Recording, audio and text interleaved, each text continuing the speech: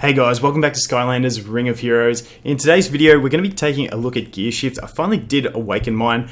We're still nowhere near max. We're still at level 62, 5-star. So she's not at her full potential, but I just wanted to go through her because I had hyped her up a bit and she's unreliable to say the least at the moment. There's big room for improvement though, so once I do actually get her optimized, I'll do another video. But I just wanted to give you guys my first sort of testing impressions from Gearshift and go through it like that. So we'll go through the skills first. The first skill, 1 mana cost, amazing. Can't complain with 1 mana cost. Evasion up for 1 turn for all allies, which is amazing. Skills up to be 2 turns, which would be even better. If we could get some more skill stones, come to us, please. Please, more skill stones. Or, I don't know, maybe like 30 shards for a skill up. Just ideas, putting them out there. But yeah, if max skilled, it would be amazing. But once again, skill stones are too hard to come by for me to max that out yet. And always because the good skill ups at the very end, which is always harder to get to. We've got skill 2, which is, this used to be an absolute beast of skill on soft launch server. They nerfed it. It used to actually provide accuracy down. I feel like early on, they realized that accuracy down was going to be a big thing, and they sort of removed it off everyone. Like Blades had accuracy down as well, which synergized well with his kit. They removed it from that. I think they just thought that evasion up combined with accuracy down was going to be too strong, and there isn't many good units with accuracy down. We do have Washbuckler, which has the blind, but besides that, there's not many options, and Washbuckler doesn't work too well into a W10 team. So, a B10 team that I'm looking at. So accuracy down would really benefit Gearshift is what I'm trying to say, but it's hard to squeeze in. So this skill, now we do have crit rate down for 1 turn. Being a tank, she has low effect accuracy as it is, so you're not going to be landing this too much unless you have amazing runes, because effect accuracy isn't what I'm prioritizing on her. I'm just prioritizing the tank stats and evasion. So any effect accuracy on top of that is a bonus, but once again, it's nice if it lands. If it doesn't, so be it.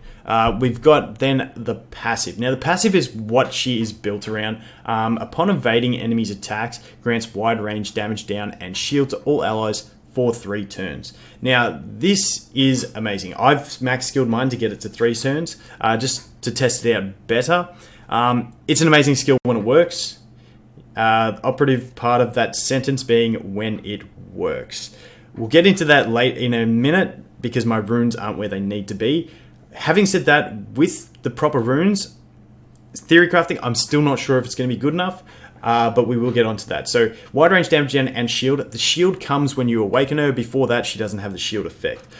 It's just amazing combo, especially in B10 when it does proc, like I said, when it does, because you get the wide range damage down and the shield, so which means the boss's AoEs aren't going to be doing much damage, and the damage they do is going to get soaked up by that shield, which is really nice. Combine that with the fact that if you're using squishier fire and magic units, they've already got an evasion increase against the boss because of elemental advantage, and then obviously you've got the evasion buff from Gearshift, meaning that the boss is more likely to glance on them as well, which is just going to mitigate completely all the damage. So that's awesome. And then to synergize it all even better, she's got an evasion leader skill by 10% in adventures and challenges, which is amazing for the dungeons once again. So does skill up to be 15%, which might be necessary down the road. Once again, skill ups issue done.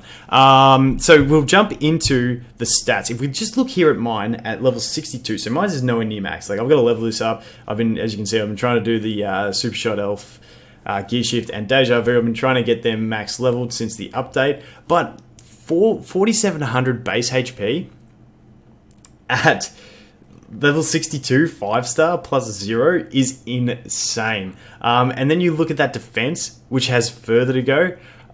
So at the moment, I think it's still flat defense she wants. Once she's maxed out, I'm definitely going to say it's going to be percentage defense, percentage HP, and then she's just going to get way tankier because those percentage runes just get even more mileage, and it leaves you that room to put an evasion on slot 6 and still keep her really tanky to be a neutral tank, which is really nice. When we jump into the runes, so these are my runes. They're very average. They're just sort of spare runes that I had. You can see they're not even maxed out. 5 stars, average. Basically what you want to aim for is once you've got a max, it's going to be defense percent on slot 2, HP percent on slot 4, and then evasion on slot 6, aiming for as many HP and defense substats as you can, and evasion subs if you can. Now, evasion can only come as an innate substat. If I can find a rune that has one, we will go through it if we can. Here we go. Give me one more second. And there you go. Okay, this rune with block rate. So you can see that block rate under crit damage as a white stat. That cannot get rolled into. Every rune, when it gets created, has a chance to get one of these innate substats.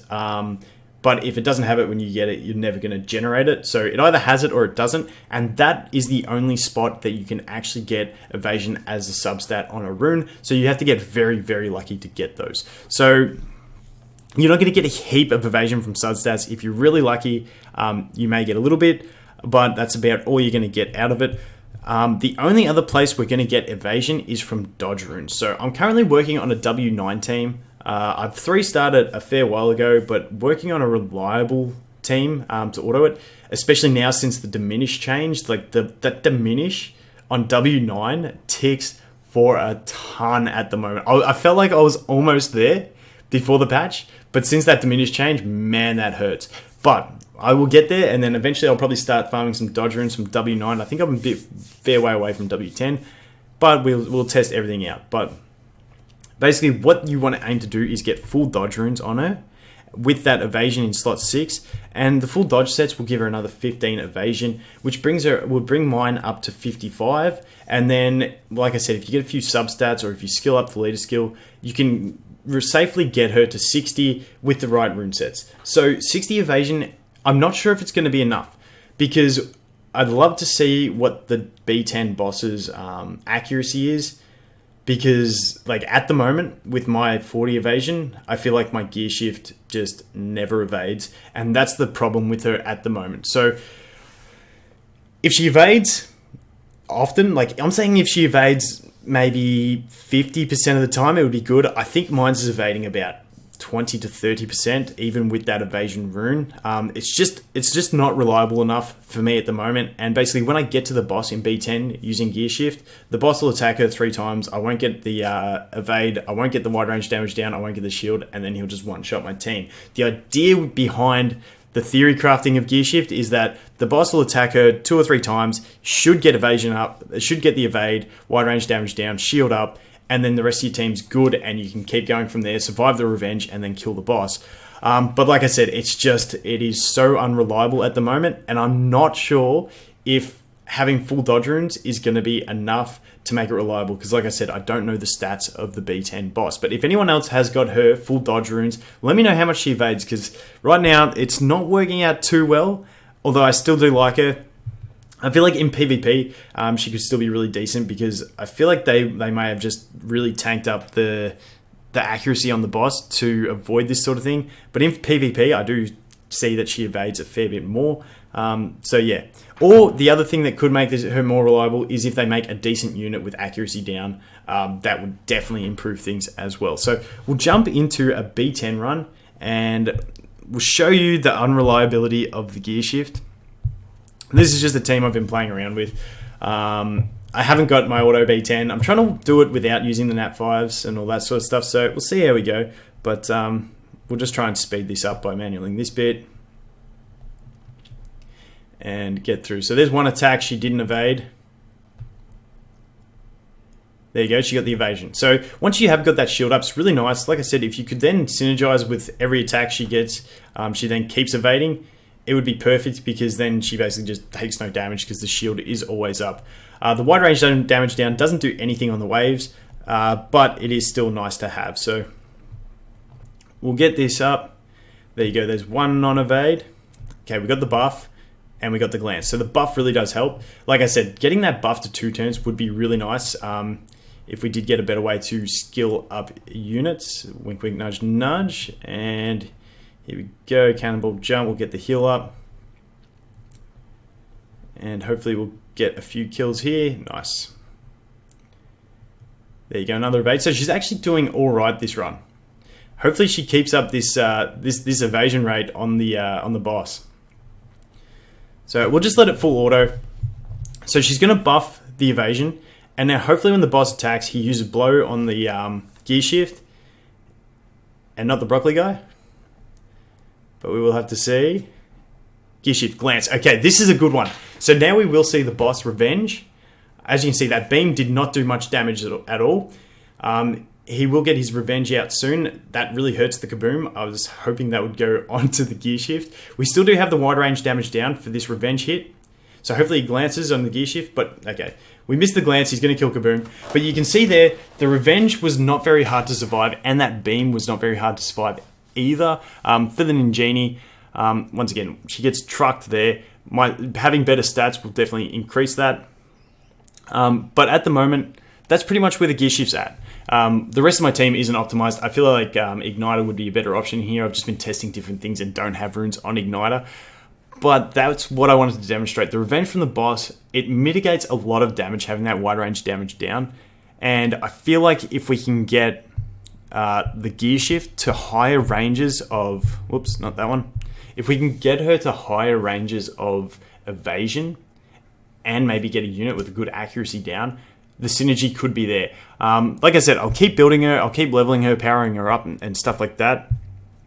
And then eventually try and get it into W9 auto runs. Once I do make a W9 auto team, I'll definitely make a video about it. I've got a bit more experimenting to go, like I said, since the change to diminish, because it hits like a truck. But yeah, that's something I'm going to experiment with more. I don't think she's going to be the #1 way to do B10, but it's something I definitely want to experiment with. And also moving into W10, because she has elemental advantage in the Wailing Labyrinth at level 10.